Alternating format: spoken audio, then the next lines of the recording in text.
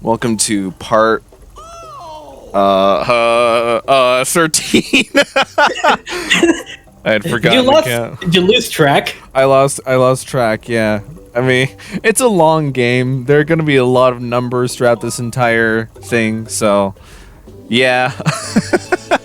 I can't even count beyond 9. Really? Try it. No. Try it. Use your fingers as reference. Okay. 1, 2, 3, 11, and 9. What comes after 9? Alright, I think you got it. He a little confused, but he got the spirit. he a little confused, but he got the spirit. Yeah, that's alright. Let's see. Yeah.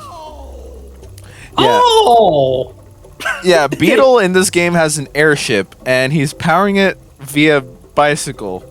And can I just say, he's the scrawniest looking dude in this game? Like, come on. There's no meat on his bones or anything. How is he pedaling this entire thing? How is he not dying from exhaustion? I don't know. I don't know. But that's his air shop. And his air shop basically has little more special items than the regular bazaar has.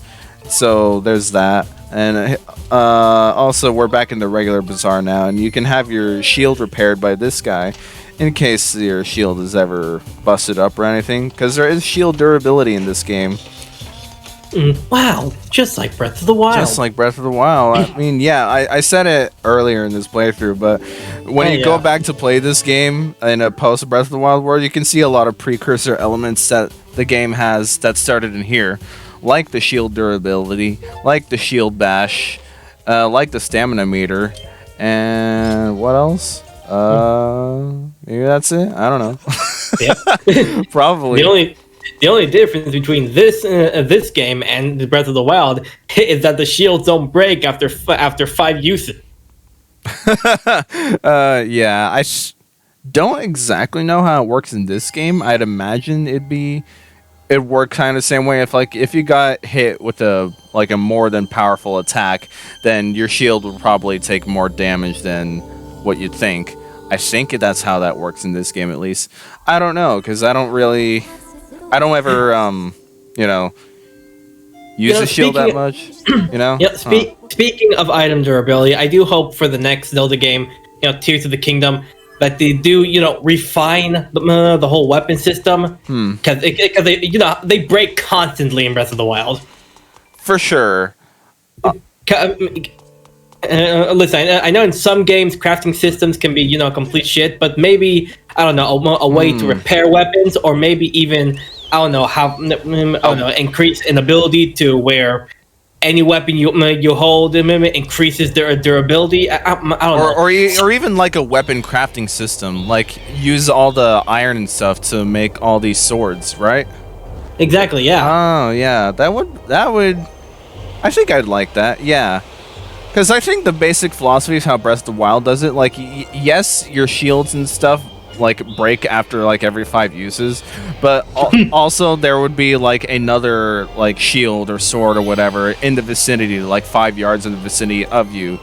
So because they're apparent, there are a lot of them all around you. Even if it's a stick, it still applies. So there's that. But yeah, I wouldn't mind it if they kept what they have in the Breath of the Wild, but also had a weapon crafting system. Use all the materials that you have to make swords and shields and whatever. Yeah, that sounds like a cool idea. Yeah, you got it. Yeah, because, all the weapons are great, but I never want to use them because I never know when, and when I start using them, I fear, that they'll just end up breaking instantly. Right, yeah. That's why generally, during my experience through Breath of the Wild, I usually use the less powerful swords just when I'm exploring, minding my own business and whatever. And then once I come upon a tougher than usual enemy, that's when I usually get the big guys out. I see. Yeah, I'd rather, or or even if like I run into one of those tougher than normal enemies, I'd use all my weaker weapons first, then use my more powerful weapons, because it's been so long since I've actually touched Breath of the Wild, but I think how it generally went was like, yes, the bigger weapons hit harder, but they break more easily. That might not always be the case, but that's just kind of what you think. So you'd want to reserve them for the more tougher enemies. But what I usually do was like use have all my weaker weapons break, so I wouldn't feel so bad when the bigger one broke, you know? Because the Lionel's health bar will only be half gone by the time that happens. Oh, yeah. Oh, God. Coming across Lionel's in Breath of the Wild was always one of the freakiest parts during my experience, you know? Like, I don't like running into them, huh? For me, the Lionel's weren't such a big deal. During my first playthrough, I was more scared of the Guardians. Oh yeah, those guys too. Yeah. Yeah. First time on the Great Plateau, you know, one was just I'm stuck on the ground, you know, in between some rocks.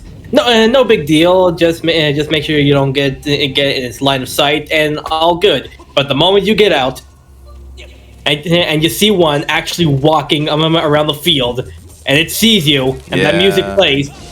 Oh my God! It was the scariest shit I've ever felt. Yeah, that is a great feeling, actually. Yeah, that's cool. Honestly, I don't think I'll ever feel that same kind of fear ever again. Well, I guess we'll just have to see in Tears of the Kingdom, right? Right. Yeah. Which, fun fact, I think the release of Tears of the Kingdom will be like in the middle of this playthrough uploading. Yeah, so at a certain point, I'm gonna have to put a disclaimer at the beginning of the video saying, hey, this playthrough was recorded before the release of Tears of the Kingdom, you know?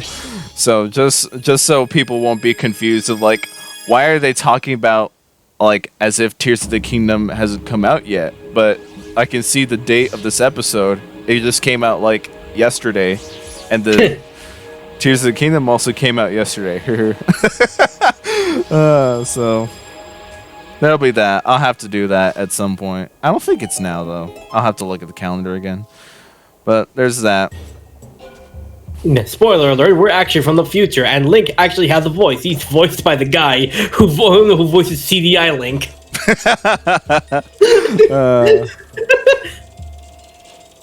Although if Josh were here, I would have said Bryce Papenbrook, and he'd lose his shit. I got one better. Okay, Tears of the Kingdom Link is voiced by the Zelda cartoon Link. Oh no! Excuse me, princess. Oh boy, smooching time. Oh man. Oh boy, smooching time.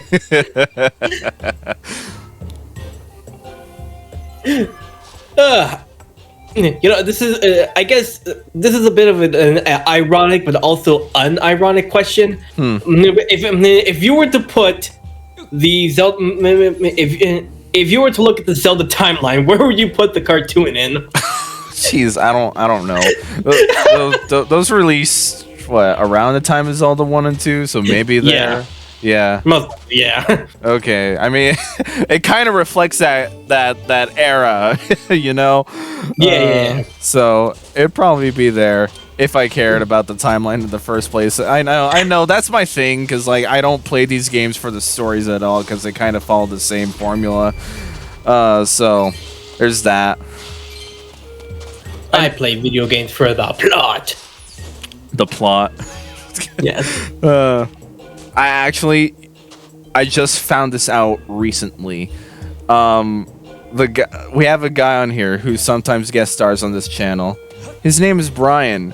I just found out recently that every time he plays a game, he skips cutscenes. Like, every game, even ones he hasn't touched, or rather, like, played before, he skips cutscenes. So I'm like, Bryan, you've been struggling to get a job. You just go talk with IGN. They'll hire you on the spot. Oh, that's fucked. Yeah, I found this out recently because he was talking about like what his first impressions of Sonic Frontiers were, because he's only about like 3 hours in, I think he said, and he didn't understand like what was going on. So I told him, and he's like, "Oh yeah, well I skipped the cutscenes. My brother in Christ."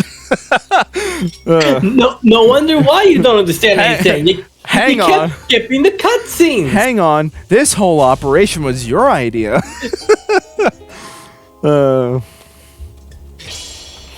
So I just had to disown him on the spot. He can go get a job at IGN. And if he's listening to this right now, hi, Bryan.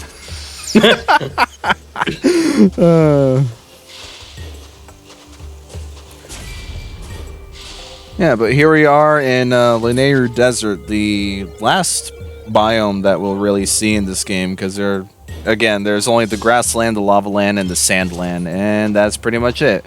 So, yeah. And we'll be backtracking a lot. Yes, we will. It's sometimes sometimes the path ventures into new territory that you haven't been to before, and that's all fine and dandy. But then there are other times that will make you trek through the exact same level design that you've already traversed through. Like, what the shit? Yeah, right now, then we're introduced to the cool gimmick of this game, really, or this area rather, is the time shift stones. You basically get to see like what the land was before the sand-filled apocalypse came. I think at least that's what it seems like to me. I don't know. Which is basically time travel. In a cosmic sort of way, yes. It's a really neat gimmick, and you get to see like how everything was before the sand stuff happened. So this place used to be an ocean, but then something happened. Like I'm not exactly sure. They mention it in passing if you go see all the optional dialogue and stuff, which I don't think I did for this playthrough because, you know, it's optional. So it's probably in there somewhere in some lore book somewhere on like Zelda fandom or something. So there's that, but at least there's some like definitive backstory at least. And yes, I did insert a Kobe into every bomb skitball throw that I do. I'm calling it bomb skitball because it's basically what it is. The little buckets that you're throwing them into look like basketball hoops. So I figured it's the same. Amazing. It is. Although, unfortunately, I'm out of bombs right now, so taking care of these fish guys would be a lot simpler. But no, I'm just gonna make sure that they don't hit me. That's why I'm locking on in the first place. Bombs? Rope? You want it? It's yours, my friend. As long as you got enough rupee. I got 144. Is that enough? I think that's enough for, I don't know, a whole bomb bag. One whole bomb bag, yeah. Look who decided to join. Hi, Josh. What are you talking about? I've been here the whole time. Oh yeah, no, he's just been sleeping. Yeah, I just woke up. Literally. Yeah, well, that's the joke answer. Oh, so we always just kind of go. Yeah, I was spending some time with my family. I didn't know you had one of those. What the fuck is family? I know, right? Is that the thing that Vin Diesel's been talking about this entire time? I saw all my friends were just Batman orphans. No, that's fine, Josh. Yeah, we're not pulling you away from anything important, are we? Well, not anymore right now. Not anymore. Okay, that's good. Yeah, I don't really have anything else going on at the moment. Okay, that's good. Yeah, just want to make sure. Yeah, I was just kind of a little busy. Probably should have stated that, like in the chat or something. Yeah, well, you're busy. You couldn't even do that. Yeah. So, hi, Josh. How are you? Want to see something cool? Whoa! That was kind of cool. Yeah. Wow. So that's what I've been saying with Sonic Generations be like. Man, there's color now.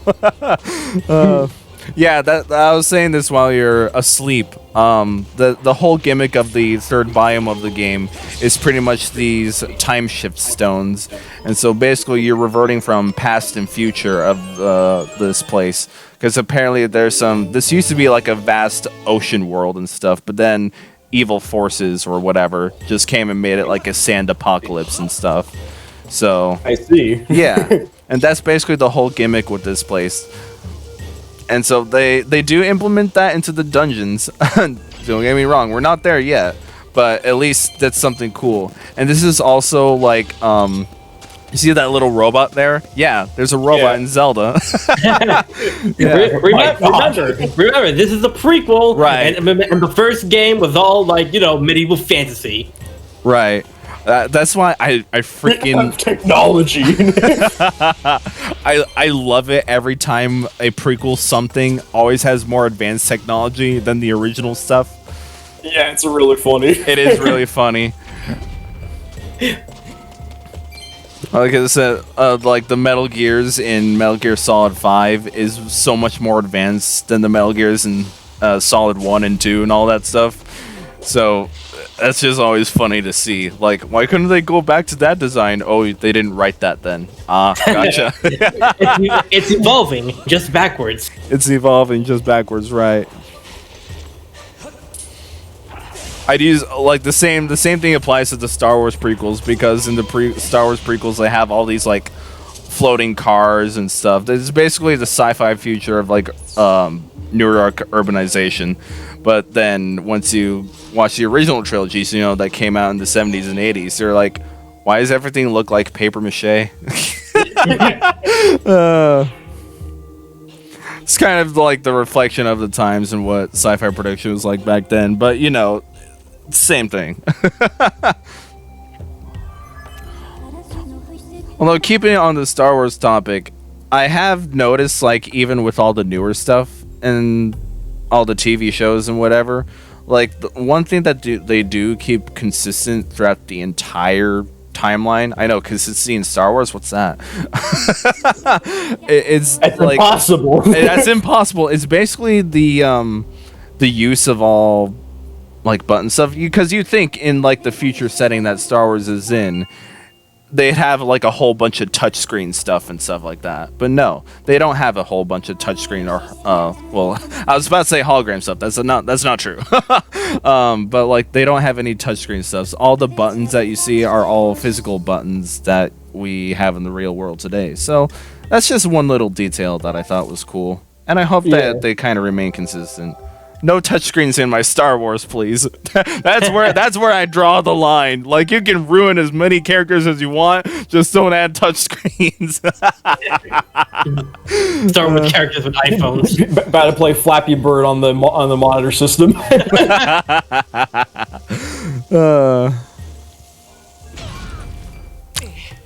Wow. Nice job. I thought I was far away enough from that blast radius. It kind of like seemed like it would have been, but I guess not. Yeah, I guess not. Oh well.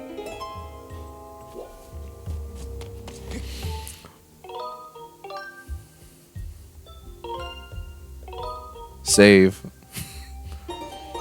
Funny enough, the like multiple save file thing that you see right there for the save points, that's included in HD stuff. When it was on the original Wii, you still had 3 separate save files, but you could only save to the one save file that you're currently on. You couldn't like switch between any of the 3 that you had. That's interesting. Yeah, it is interesting. So, sometimes when the games has like multiple save files, you can save to whichever one or create new ones.